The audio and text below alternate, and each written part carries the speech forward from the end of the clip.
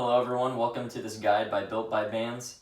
The guide we're going to do today is how to, quote, shorten the length of the bands and increase the tension. So first let me just demonstrate quickly how to do it, and then I'll talk about the reasons why you would want to do this and why it's effective.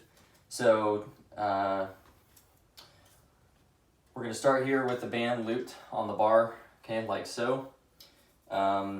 We're gonna, normally when you double the band, right, you put them right together. So for this, we're actually gonna separate them slightly. Okay, so you want a little bit of a gap between them because you're gonna work with one of the ends. So this bottom end here, let's call this the working end. And this side right here on the top, we're gonna call it the running end. Okay, so what you can do, it actually doesn't really matter right now how much tension there is, but take the outside edge and just kind of wrap it inside out. Okay, now you notice it's a little bit twisted, but by doing the exact same thing on the other side, inside out, the band will now be laying flat. So then what you can do is because it'll be loose, you can route the tension through with the running end and get it even, okay? Then you can pull it tight if that's the tension you're going for, okay? So if this is not tight enough, right, and you need it to still be, quote, shorter and increase the tension, you can repeat the process with the working end. Just wrap it a second time, doing it the same way on each end, inside out, okay? And then make sure you take your time to really get it nice and snug on the hooks there, because you don't want it wiggling around on you while you're doing your workout.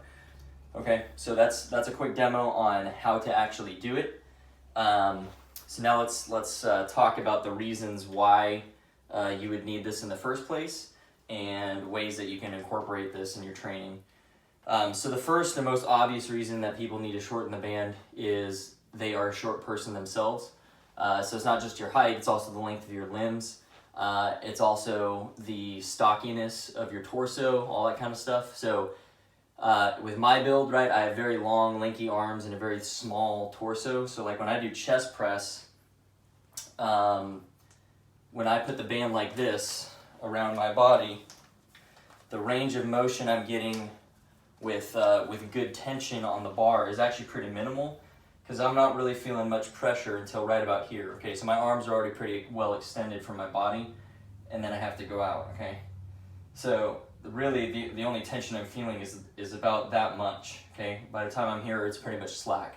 So what I would need to do then is double wrap the band like I just demonstrated to increase the amount of tension I'm feeling throughout the motion of the lift.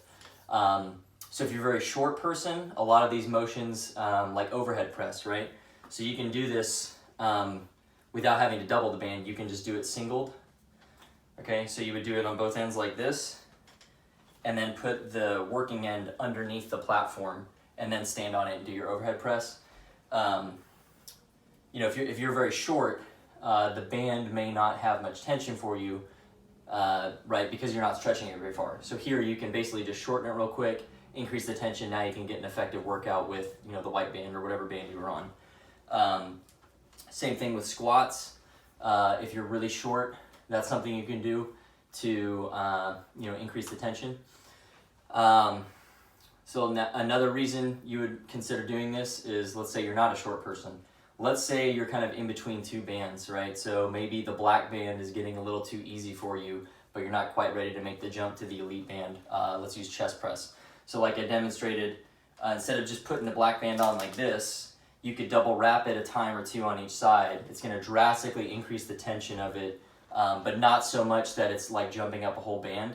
So here you can start slowly progressing to make that next jump. I just used the example of the black band and the elite band, but that would apply to any set of bands there. So for any of the lifts, any of the movements where you think you're getting you're getting close to 40 reps on every workout, and you're ready to make that next jump, but the next jump is a little too intense, try double wrapping. And then the other method too is also if it's a range of motion issue. So some people, just the way you're built, maybe you have super long torso and a real thin body, or the exact opposite, maybe a huge stocky torso but short limbs. You may want to play around with this for all of your different movements to see if it more effectively engages the muscle group.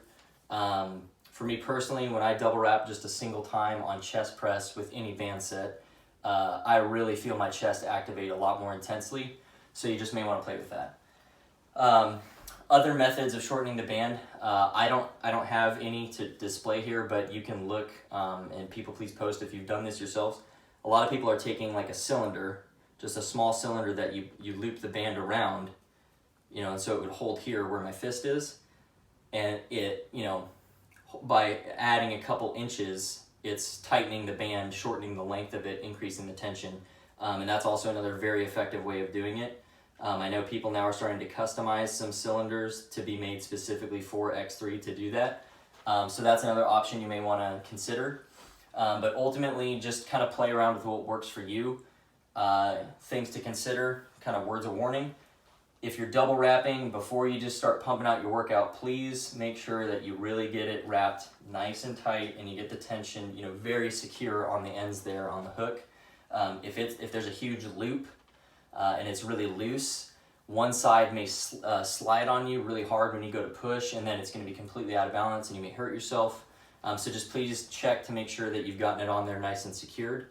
And then the other thing to consider too is you don't want to, like the chest press is a great example, right? I'm going to take the band off just to show.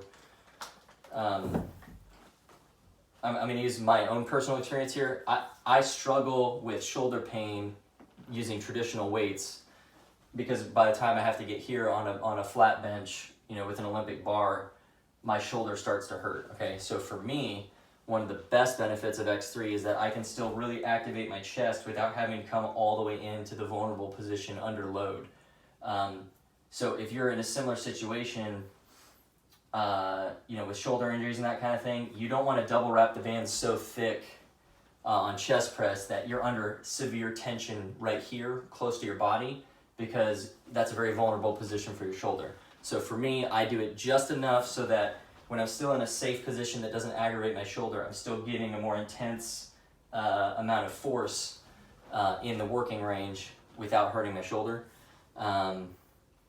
So those are some things to play around with. Everybody's size is different. Your body is going to be different than mine or someone else's, so you need to play around with what works for you. When you're kind of figuring out how to do this well, I would recommend just dropping down one band first just to get the feel of how this works before going up to a really, you know, intense band and then trying to double wrap it. And the last thing I will say is that by the time you get to black band and above, it's very difficult to do this just because of the amount of space in the hook. So this is only really, in my opinion, an effective method for the white band or the smaller series steel bands. So the white band, the light gray band, or the dark gray band. That's pretty much it. If you have any questions about this, please comment here or reach out to me directly. Double wrapping is a great quick little tool to help people of different body types and or try to make the jump to the next band. It's something I incorporate pretty regularly on a few of my movements. Personally, I use it on chest press a lot. I use it on the tricep extension, either the old version or the skull crusher style. It's great with curls. If you're kind of in between the bands on curls, it's a very effective tool at getting a little bit more tension without having to make that huge jump to the next band. It's great for overhead press for the same reason.